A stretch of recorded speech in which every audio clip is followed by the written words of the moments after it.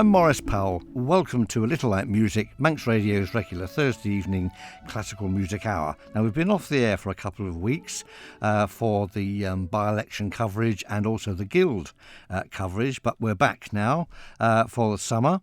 And I think I have a couple of very interesting programmes to cover the next couple of weeks. So we're going to start with a charming little overture, a bustling little overture by Weber, Carl Maria von Weber. His best-known operas are, of course, Der Freischütz, Oberon, Oriente, and so on and so forth. He wrote symphonies, of course, splendid concertos, including two very popular clarinet concertos. Early on in his career, he wrote a little Turkish opera called Abu Hassan. I say Turkish. The story actually comes from the 1001 Nights, but it has a Turkish flavour. Since, 1683, I think, when the Austrians threw the Turkish armies from the gates of Vienna and sent them packing, leaving only behind some bags of very strange brown beans, which turned out to be coffee, thank goodness.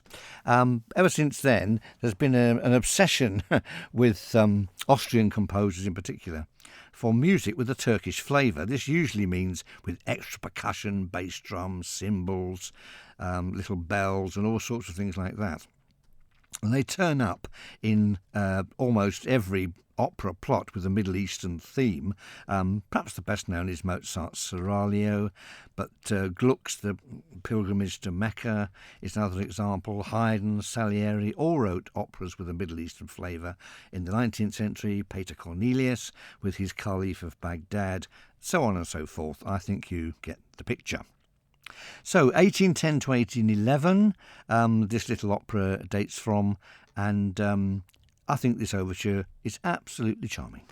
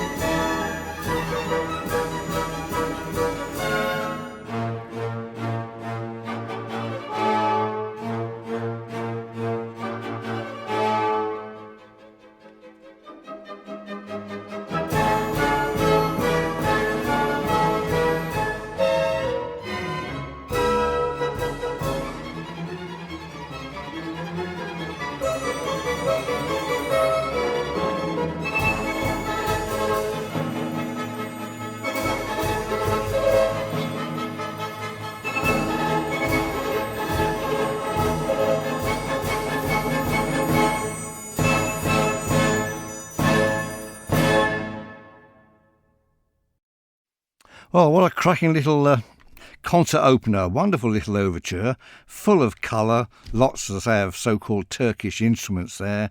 And in fact, the opera itself, it lasts probably barely an hour and has spoken dialogue. It's really quite funny. It's a pity it's not produced more often, but one-act operas are a bit difficult to programme. I think today opera houses don't really see them as money spinners, but nevertheless it could be coupled with something else of a similar sort or something entirely different. One of Ravel's operas, for example, the Spanish Hour, L'Heure Espagnole, will be a wonderful accompaniment to something like Abu Hassan. Still, we shall see. Well worth seeking out. Weber's music, as you have just heard, is full of colour, full of energy. I mean, amazing stuff. Right, a bit of a contrast now, and a composer who has not appeared in this series of programmes before, and this is one of my sort of British light music premieres. I've never played this piece before, I'm fairly certain of that, and I don't think I'd ever heard this piece until 2 or 3 weeks ago. So it's an interesting addition to our evening. John Fox is the composer. He was to study composition, violin and piano at the Royal College of Music, and then spent most of his life compiling music, or what they call library music. He also had a connection with the BBC Radio Orchestra as a conductor, so a very busy man in sort of the background to British light music. His name is not as well known as, say, Hayden Wood, Eric Coates, Robert Farnon, but nevertheless. We're going to hear one of his pieces now. It's written in 1997, and it's called Portrait of Diana. So I don't think it's a big leap of the imagination to realise that this piece was written for Diana, Princess of Wales, and it was written in the immediate aftermath of her death in Paris. John Fox, Portrait of Diana.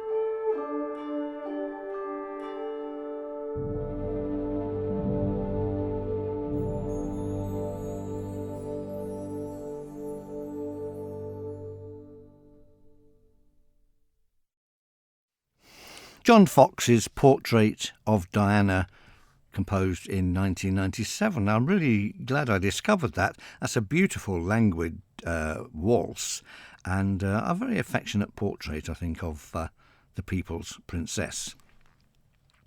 And now to the music of Zoltan Kodaly, not a composer that I think has ever appeared in this series, except maybe in the very early days, which that's now nearly 8 years ago. It's hard to remember.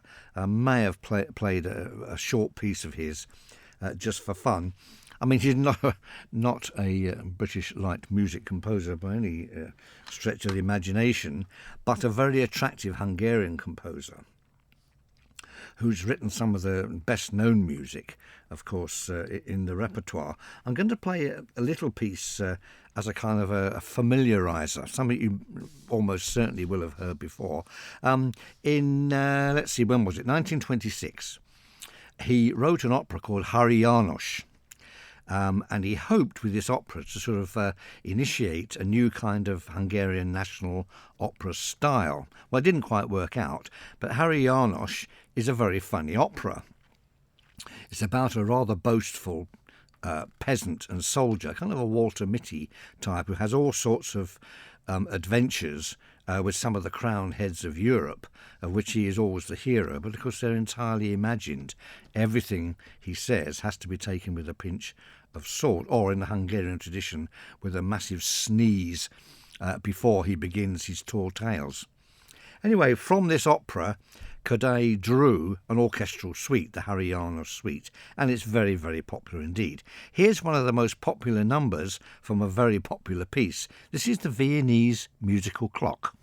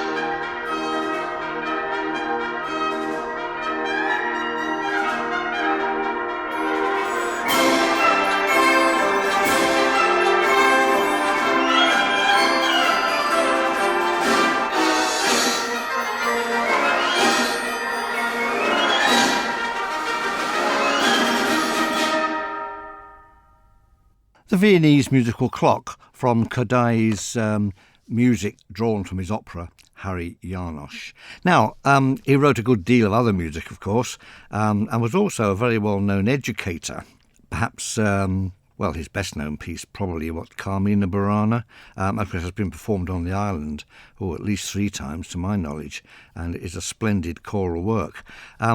Nevertheless, it's the orchestral pieces we're most interested in, and I'm going to play 3 short pieces from a set of dances called Dances of Galanta, composed in 1933. He was attempting here to evoke the spirit of the gypsy band, which he knew very well. Galanta was a district of Hungary during Kodaly's lifetime, but today it's in Czechoslovakia. So 3 dances then. They don't have titles. They're all kind of moderately paced with sort of fast and slow sections. So here are 3 short dances then from the dances of Galanta.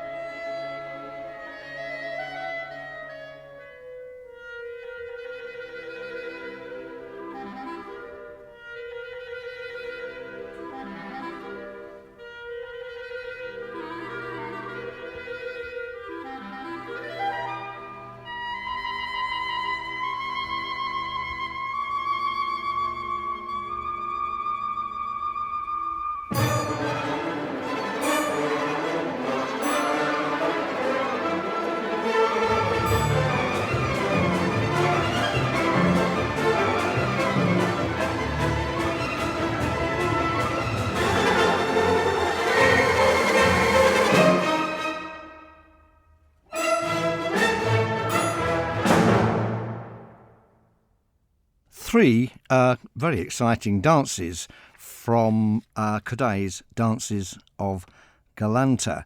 Now, I apologise for the odd sudden break between each of those three dances. It's just that CDs don't often do what they say they're going to do on the disc. They should have been three separate dances with a short break, but in fact the particular performance there more or less went straight on, segued if you like, from one movement to the next, which meant a rather peculiar cut-off on our system. But I hope that didn't spoil your enjoyment of those very racy and colourful dances. We may come back to Cadet at some stage in the future. He wrote dances from lots of different regions of what was the old Hungarian, Austro-Hungarian Empire, and they're all very colourful and energetic and well worth listening to. So, talking of well worth listening to, there's a fantastic concert coming up on Saturday, May the 17th, 7:30 p.m. in the Royal Hall at the Villa Marina. It's been dubbed an extraordinary concert, and it is extraordinary in every way, because you don't just get one orchestra, the Isle of Man Symphony Orchestra, but also a second orchestra, the Slaithwaite Philharmonic Orchestra, in a joint concert. This is the second of these joint concerts. The first one was probably, 5 years ago, when the two orchestras combined to perform Gustav Holst's The Planets.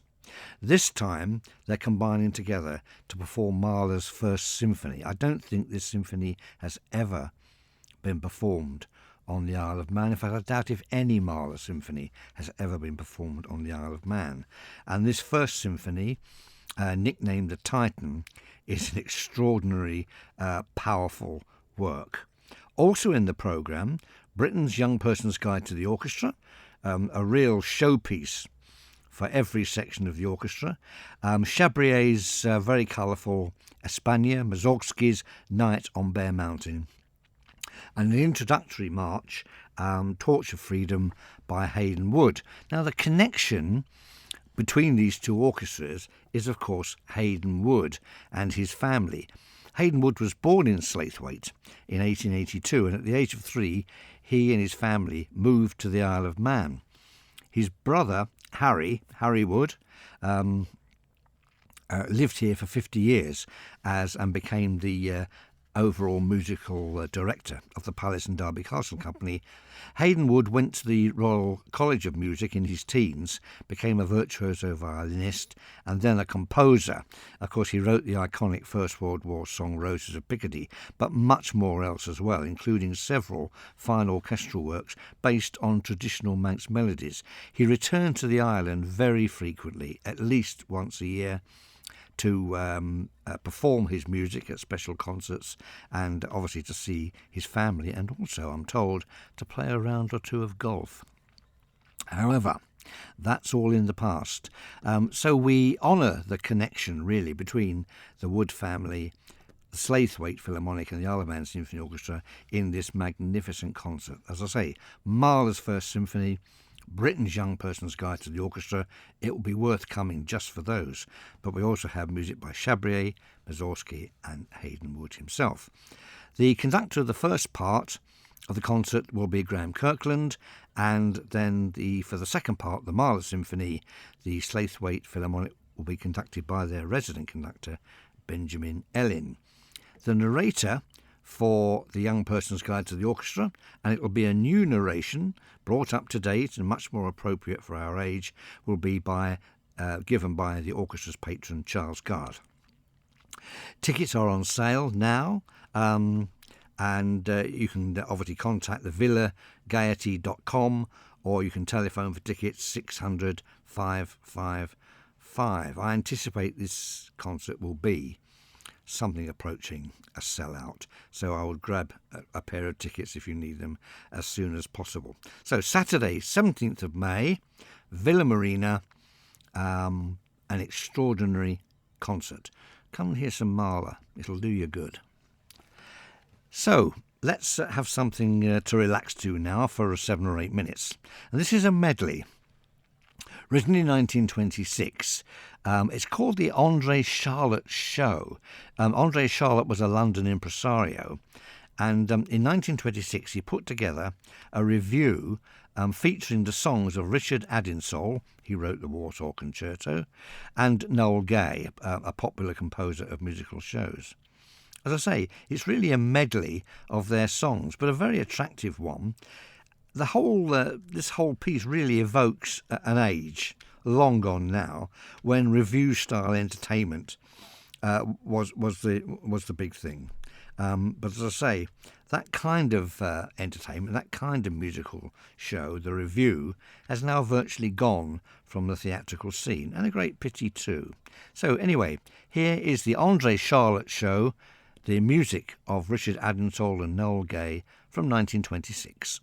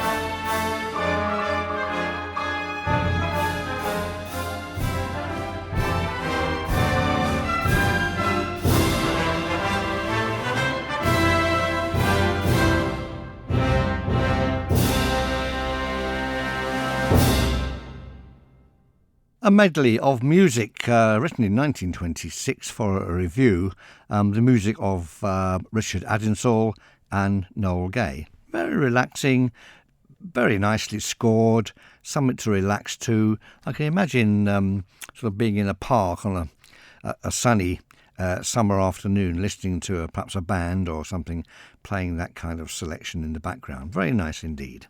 So, something a little bit unusual. I'm going to introduce one of my very little known, almost forgotten composers, just to give you a taste of. The composer in mind is I can't even say his name, poor chap, Ignaz Moscheles. He came from a sort of a German Jewish background, and between the years sort of 1815 to 1830, he was generally considered the supreme piano virtuoso of his age. So he was a contemporary of very much more famous composers. He knew Beethoven, he knew Meyerbeer, he knew Hummel, and of course he knew some of the other famous piano virtuosos of his age.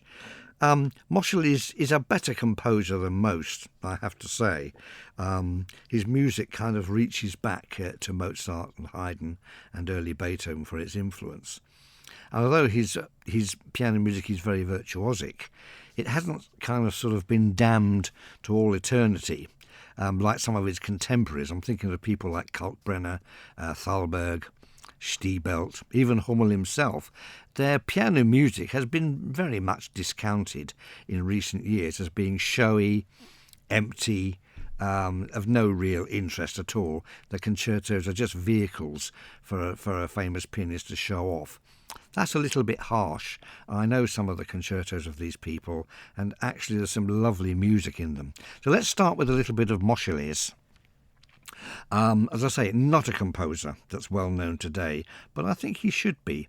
Here's the Adagio from his Piano Concerto No. 4 in E major.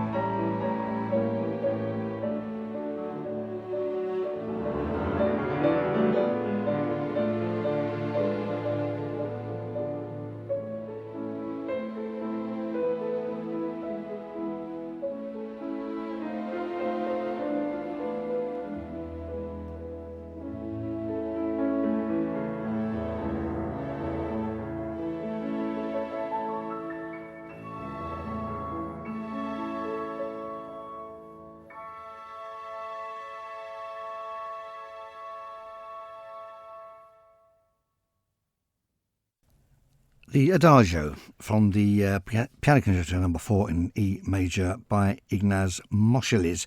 Now, I think that's a lovely piece. It's warmly romantic in style. It kind of bridges the gap, doesn't it, between sort of Mozart's piano concertos and Chopin's piano concertos. It's a lovely, lovely piece. How is it that such a lovely piece can very rarely be heard by a composer who most people have forgotten? Well, we don't forget these composers on Manx Radio, and next week I have another very unusual piece by a very unusual composer with royal connections, which I'm looking forward to playing for you. But I'm going to delve into these lesser-known piano concertos now and again, because they all have jolly and very entertaining finales. Beautiful slow movements, and if the names of the composers, Kalkbrenner, Thalberg, Stiebelt, people like this, are forgotten, what does it matter? We're going to revive them for a few minutes here. So, where does that leave us? Well, time is getting on, but I think we have room for a couple of pieces. Let's lighten the atmosphere a bit. Piece by Eric Coates. He wrote a three-movement suite called From Mayfair, or rather, I beg your pardon, From Meadow to Mayfair. Now, I think Eric Coates certainly felt more at home in Mayfair than perhaps in the Meadows. He was very much a London boy, and a great many of his pieces are evocations of different aspects of London life. Not so much the East End of London, more sort of the Kensington kind of area of London. But no worse for that. So here from the suite, Meadow to Mayfair, is An Evening in Town.